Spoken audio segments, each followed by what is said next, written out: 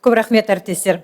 Қайырлы күн, көрермен. Орталық коммуникациялар қызметінің ақпараттық алаңынан баспасөз мәслихатын бастаймыз.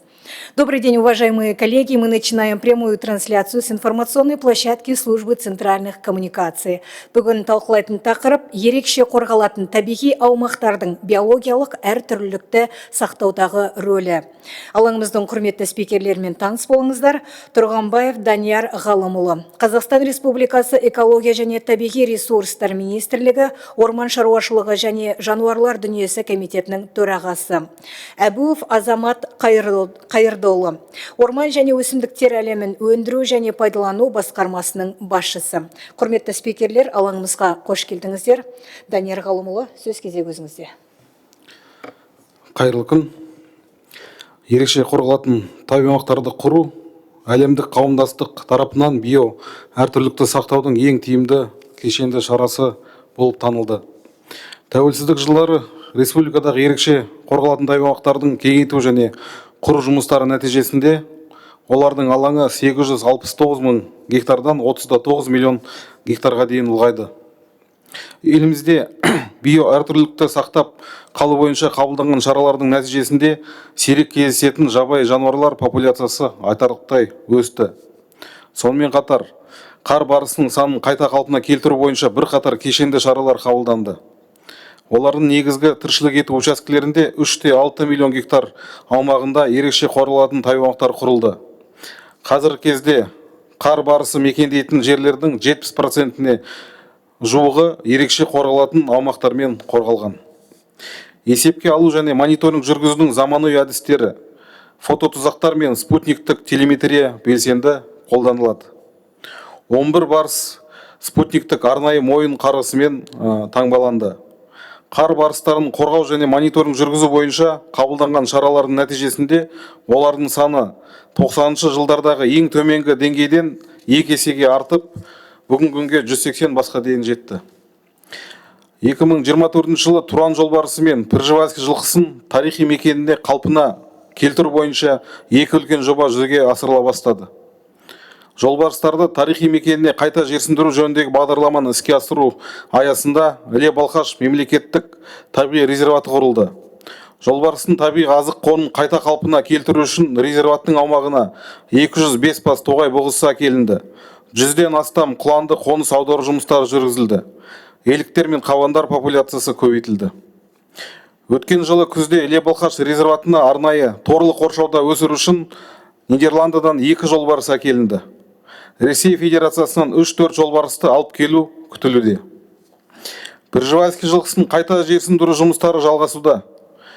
Бұрын бұл жылқылар еліміздің 9 облысын мекен еткен.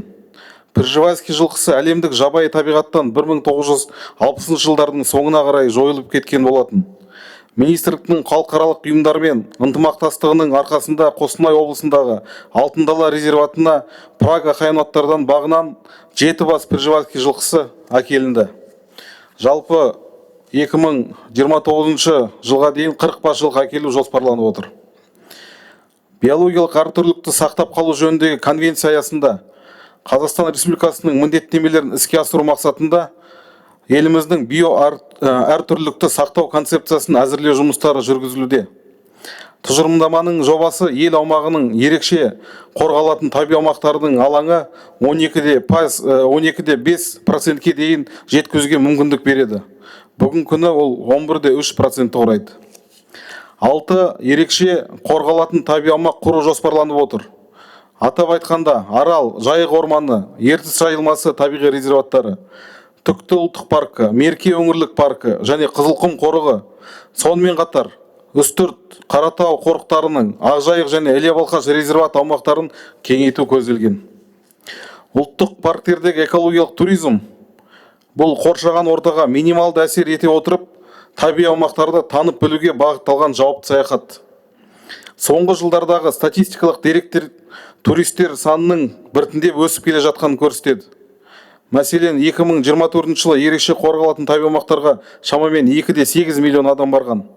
Бұл 2023 жылмен салыстырғанда 400 мың адамға көп.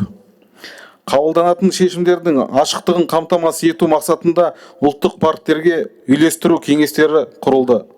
ерекше қорғалатын табиғи аумақтарды пайдалану бойынша барлық шешімдер аталған үйлестіру кеңестерінің ұсынымдарын ескере отырып қабылданады. Табиғи қорықтар мен ұлттық парктерге кіру үшін төлем жинаудың ашықтығын қамтамасыз ету және сыбайлас жемқорлық қаупін азайту мақсатында ұлттық парктердің бақылау өткізу бекеттерін автоматтандыру бойынша жұмыстар жүргізілуде. Бүгінгі таңда 9 бақылау өткізу бекеті автоматтандырылды. Сондай-ақ жүйені толық автоматтандыру үшін Ішкі істер министрлігінің деректер базасымен интеграциялау жұмыстары жүргізілуде.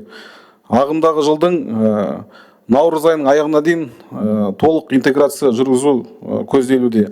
Сонымен қатар барлық мемлекеттік ұлттық табиғи парктер банк төлем қызметтеріне қосылған. Бұл келушілерге онлайн кіру билеттерін сатып алуға мүмкіндік береді. Министрлік табиғатты қорғауды ескере отырып, азаматтарды экологиялық ағарту арқылы инвестиция тарту және ұлттық парктер аумағында туристер үшін қолайлы жағдай жасау бағытындағы жұмысын жалғастырады. Ерекше қорғалатын табиғи аумақтар биологиялық әртүрліліктің сақтау мен қалпына келтіруде маңызды рөл атқарады.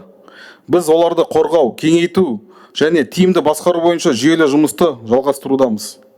Табиғатты сақтау болашақ ұрпақ алдындағы ортақ міндетіміз. Назарларыңызға рахмет. Көп рахмет, Данияр мырза, баяндамаңыз үшін. Құрметті әріптестер, енді әдеттегідей сұрақ-жауап бөліміне өтеміз. Регламент бойынша бір журналист бүгінгі тақырып аясында 2 сұрақтан қоюға мүмкіндігі бар. Әріптестерге кезек берейік. Еркебұлан Смадияров, 24 KZ. Қайырлы күн. Жаңа айтып өттіңіз, жаңадан 6 табиғи аумақ құрылады деп. Бұл аумақтар құрылған жағдайда қосымша еңбек күші қажет пе? Бір қатар табиғи аумақтар қазір уақытта орман шаруашылықтарының орнында құрылатын болады. Және де кейбір аумақтар жаңадан құрылған аумақтарға ол жерге қосымша еңбек күші керек болады. Және де қазіргі орман шаруашылықтардың қызметі кішкене мына ерекше қорғалатын табиғи аумақтарға қарағанда басқа. Ол жерде мына басқа да туризм саласында ғылыми жағынан жұмыстар жоқ. Сондықтан міндетті түрде құрылғанның өзінде қосымша еңбек күштері керек болатын болады. Ал жайық орманы аумағын құрудың маңыздылығы қандай болады? Ол жерде қауіп бар ма? Сосын жаңа аумағы қалай болады? Орал қаласының іргесінде бола ма? Жоқ әлде жайықтың бойы түгел алына ма бұл аумаққа? Енді ең басында жайық орманы құрылатын жоспарланған кезде 75 000 гектар жоспарланған болатын. Бірақ қазір уақытта соңғы техникалық экономикалық негізде бойынша 46 000 аумақта құрылатын болатын. Ол 2 орман шаруашылығының орнында. Енді бәрімізге мәлім, ерекше қорғалатын табиғи аумақтың өзінің статусы бөлек және жоғары. Сондықтан сол жайық орманының ормандарды қорғау үшін ол күшейтіледі. Рахмет. Көп рахмет. С нами на прямой связи Улус Медиа. Игорь, добрый день. Ваши вопросы. Добрый день. Вопрос такой. Месяца 1,5 назад была информация, что при комитете создается республиканское государственное предприятие Жасыл-Белдеу. И при этом, как можно было понять из этой информации, ныне существующий Жасыл-Аймак передаст этому предприятию все свои земли и, собственно, все свои функции. Вот, а в чем смысл менять? Потому что функции те же, это содержание и создание зеленой зоны города Астаны. Да, добрый день. На сегодняшний день я не знаю, откуда информация, этот вопрос только рассматривается, реорганизация Жасыл-Аймак.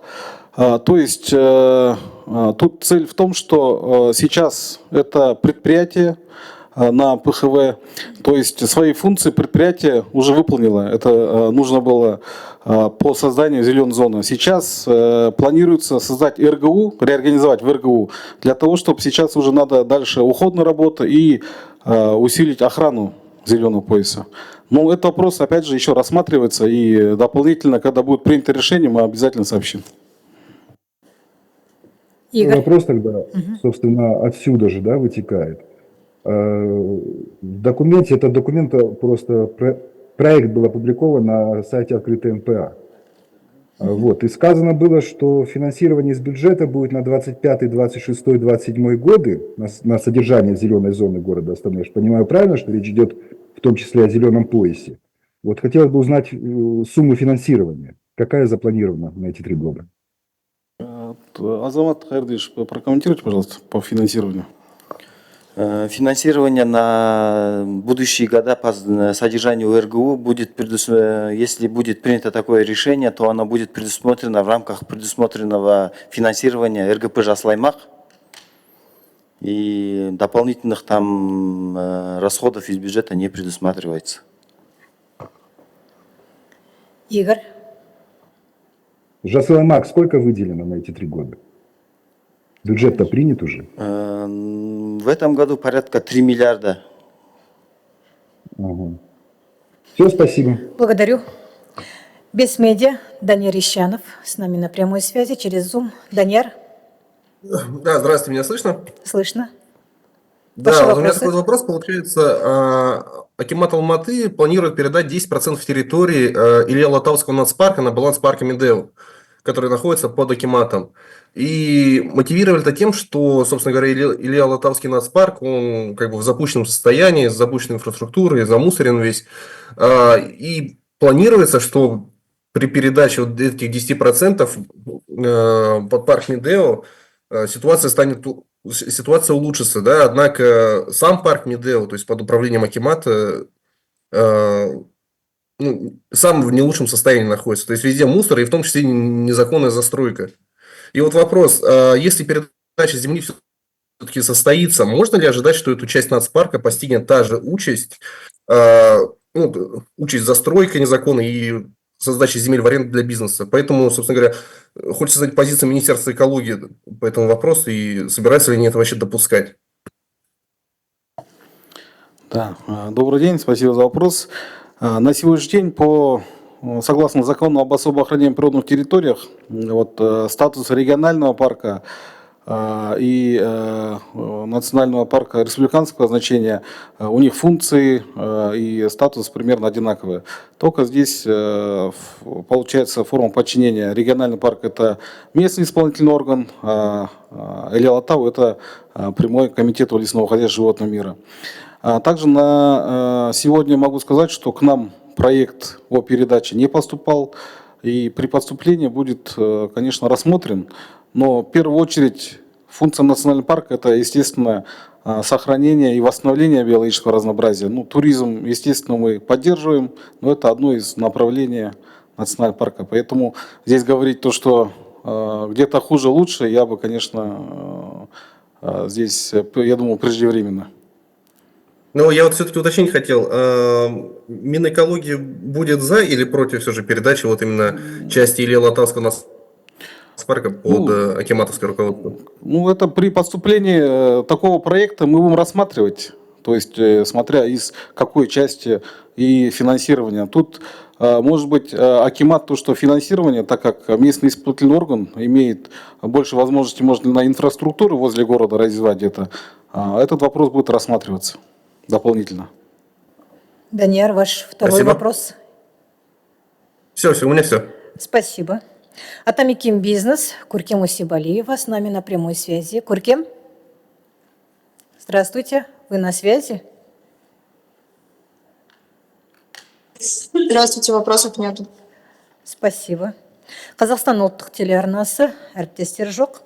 Ұлт KZ, Балжан Жеңісқызы сұрағын жолдаған екен. Бірінші сұрақ, Семей орманында болған үлкен өрттен біршама проблемалардың бет ашылған болатын. Орманшылардың жалақысы, техникамен қамтамасыз ету, жол мәселесі және басқа да мәселелер көтерілді. Семейдегі алапат өрттен 2 жылға жуық уақыт өтті. Қандай мәселелер шешілді, қандай мәселелер әлі шешілген жоқ? Өрт болған жердің қазіргі жағдайы қандай? Рахмет сұрағыңызға. Енді бүгінгі күні орманшылардың жалақысы 100%-ға өсті. Және де материалдық, техникалық жабдықтау бойынша бірқатар техника сатып алынды. Осы 24 жылы бүкіл еліміз бойынша 12,5 миллиард теңгеге 188 өрт сөндіру көлігі, 227 трактор, 202 патрульдік автокөлік сатылып алынды. Және осы 25 жылға лизингті қаржыландыру арқылы 35 миллиардқа бірқатар техника сатып алу көзделіп отыр. Осы 25 жылғы жабдықтаумен біз осы орман өрті қаупі жоғары мекемелерді 100% өрт сөндіру техникасын жабдықтауды жоспарлап отырмыз. Семей өрті бойынша енді ол жерде білесіз 63 мың гектар жерде өрт болған, 6 миллион текше метр ағаш өртенді. Енді бүгінгі күні біз 160 мың ғана көп ағашты тазаладық. Енді бүгінгі күні екі инвестор кіріп жатыр, және заманауи техника алып осы мамыр айына дейін алуға көзделіп тұр. Сол харвестер деген техника. Сонымен осы өртпен өткен жер тазалау бойынша жұмысты тездеттіреді деп сенімдеміз. Көп рахмет. Әріптесіміздің келесі сұрағы орман өртіне байланысты. Былтырда ормандарда өрт болғаны белгілі, биыл ормандарда өрт болмайтыны кепілдік бере аласыздар ма? Апаттың алдын алу үшін не істеп жатырсыздар? Қандай жұмыстар атқарылып жатыр? Енді орман өрт бойынша осы 24 жылы 294 өрт болды. Ол 23 жылға салыстырғанда 23 жыл 810 гектар өрт болатын. Енді табиғи өрт ол бүкіл әлемде көріп жатырмыз, ол болған, болады да. Бірақ біз қазір уақытта өртке алдын алу бойынша, дайындық бойынша жұмыстарды толық күшейттік. Бүгінгі күні осы 25 наурызға дейін бүкіл біздің орман иеленушілер бойынша өрт қауіпсіздік маусымға дайындық жұмыстары тексеріп жатырмыз. 25 наурызда аяқталады. Сол кезде біздің техника жабдықтауымыз қаншалықты дайын, жанар-жанармайымыз, бағанағы басқа да жұмыстарымыз қаншалықты дайын, сол кезде 25 наурызда анықталатын болады. Және осы наурыз айының аяғында біз міндетті түрде жеке өрт қаупі маусымы бойынша брифингке шығамыз. Сол кезде бәрін толықтай дайындықты баяндайтын боламыз. Рахмет жауабыңызға. Кезекте әріптесіміз Қожахмет Кеңесбеков Zoom байланысында.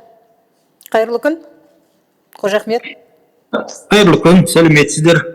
Бірінші сауалым, бүгінгі таңда Қазақстанда жойылып кету қаупі бар қанша аң құстың түрі бар?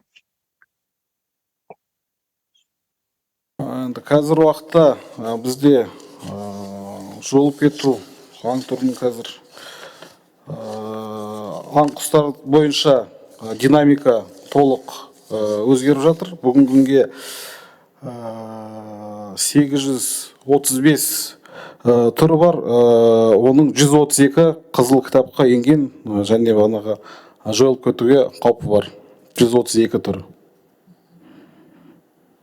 Аталған бағытта қандай жұмыстар жүргізіліп жатыр? Аталған бағытта бізде арнайы кәсіпорындар, білесіздер, Охотзоопром деген ерекше қорғалатын табиғи аумақтардың аумағы 30 миллионға жуық. Оның сыртындағы аңдардың бәрін сол Охотзоопром кәсіпорынның қызметкерлері атқарады. Онда 500-де инспектор бар, топтар. Және де соңғы жылдары осы мысалы 2005 жылмен салыстырсақ, қазіргі уақытта ол қызыл кітапқа сол жоюға бағанағы жойылып кететін бар жануарлардың саны көбейіп келе жатыр. Мысалы құлан 2005 жылы 1112 бас болса, бүгінгі күні 24 жылы санақ есебі бойынша 4600-ден асты. Арқар 8800 болса, қазір уақытта 21182 бас болып тұр еліміз бойынша. Қарақұйрық 12500 болған 2005 жылы, бүгінгі күні 15585. Және де бағанағы қайталап өтейін, ерекше қорғалатын табиғи аумақтардың көлемі жылдан жылға өсіп келе жатыр. Ол осы аңдардың қорғаудың ең тиімді дұрыс жолы болып бүкіл әлемде танылған. Сондықтан ол бойынша жұмысты жалғастыратын боламыз. Екінші сұрағым, көктемде, енді көктемнің қызығы ертең күні қызғалтақ терумен басталады. Былтырғы жылдары білместікпен қызғалтақ теріп, оның ішінде кітапқа енген қызғалдақ теріп үлкен көлемде айыппұл арқалаған азаматтар, азаматшалар болды, ел тұрғындары болды. Осындай сирек кездесетін, мәселен, қызғалдақтар бар жерге қандай да бір ескертпелер, қандай да бір жауапкершілігі, мәселен, қойылу жоспарда бар ма? Содан кейін нақтылау сұрағым, былтырғы Семей орманындағы өрттің салдарынан қаза тапқан орманшыларға қандай материалдық көмектер көрсетілді? Жақсы, енді қызғалдақтар бойынша өте актуалды сұрақ. Енді бүгінге өкінішке орай мына өзіміздің экологиялық тәрбиеміз кішкене төмендеу болып тұр. Сондықтан біз мектептермен бірлесіп жұмыс атқарып жатырмыз. Бізде осы сәуір, осы наурыз айында басталады парктер шеру деген акциямыз. Сол акцияның аясында өзіміздің жоспарымыз бар, әр мектепке барып сондай үгіт насихат экологиялық ағарту жұмыстарын жүргіземіз. Сол кезде қызыл кітапқа қандай өсімдіктер, қандай жануарлар енген, және де не істеуге болады, болмайды, соның бәрін толық түсіндірме жұмыстарын жүргізіп жатырмыз. Және де бағанағындай жол үстінде ғой, енді көбіне сондай фактілер жолдың үстінде адамдар қызығып, тоқтап жүріп жатыр. Сол жерде міндетті түрде толық тағы бір ескерту аншлагтарды орнататын боламыз. Ол осы көбінесе Алматы, Жетісу облысында және мына Түркістан облысында былтыр байқалды сондай фактілер. Сол үшін қызғалдаққа байланысты нені айта кетсеңіз, жауапкершілігін, айыппұл мөлшерін айта кетсеңіз. Қызғалдақтар бойынша кім айта кетші? Ол енді нағыз айлық есептік көрсеткішін сізге қазір айта алмаймын, бірақ ол қызыл кітапта болғандықтан міндетті түрде ең бірінші ол қылмыстық іс қозғалады. Сол ғой ең қиын болып тұрғаны. Ол біздің де құзыретке кірмейді. Біз ондай заң бұзушылыққа барған адамды бағанағы ішкі істер министрлігінің қызметкерлерін шақырып, ол жерде тергеу амалдары өтеді. Сондықтан ол жерде бағанағы ущерб көп болмаса да, бірақ қылмыстық іс қозғалады міндетті түрде. Орман шаруашылығы жөнінде, былтырғы жылғы Семей орманында қаза тапқан отбасыларға көрсетілген материалдық көмек туралы айтсаңыздар. Ол жерде министрлік тарапынан 14 қаза тапқан болатын, және олардың бағанағы жанұяларына толықтай көмек көрсетілді. Әкімшілікпен бірге бағанағы пәтерлер берілді, және де кредиттер жалған болатын. Бүгінгі күнге де ай сайынды төлемдер бойынша бізге ұсыныстар түскен. Енді оны Семей орманының жағдайына қарай өзінің арнайы шоты бар. Осы өртенген ағашты игергеннен түсетін қаражаттан төленетін. Ол бойынша да төлемдер бар. Енді кішкене кешіктіріліп, бірақ төленіп жатыр ол жақта. Нақты суммалардың бәрін енді мен сізге жазбаша түрде жіберейін. Көп рахмет. Қожа Ахмет мырза, залда баспасөз хатшысы бар. Сіздің сұрақтарыңызға нақтылай толығырақ жауап береді. Көп рахмет. Казахстанская правда, Асель Тимирова направила нам свой вопрос, я озвучу. Каким образом происходит восстановление флоры и фауны после крупных пожаров? И сколько времени на это уходит? Орман өрттері бойынша айттық қой. Қосымша орыс тілінде. Спасибо за вопрос. Восстановление флоры и фауны после пожара проходит в несколько этапов. Сначала прорастают травы, мхи, возвращаются насекомые, мелкие животные, это от года до 2-3 лет. Затем появляются кустарники, молодые деревья, восстанавливаются пищевые цепи, это от 5 до 20 лет. Полное восстановление леса, естественно, какой лес, луга или сосновый бор, это от 20 до 100 лет занимает времени. Көп рахмет. Құрметті әріптестер, алаңыңызға уақыт тауып келгендеріңізге алғыс білдіреміз. Әріптестер, осымен өздеріңізден келіп түскен сұрақтар аяқталды. Орталық коммуникациялар қызметінің ақпараттық алаңынан тікелей көрсетілімді аяқтаймыз. Назарларыңызға рахмет, сау болыңыз.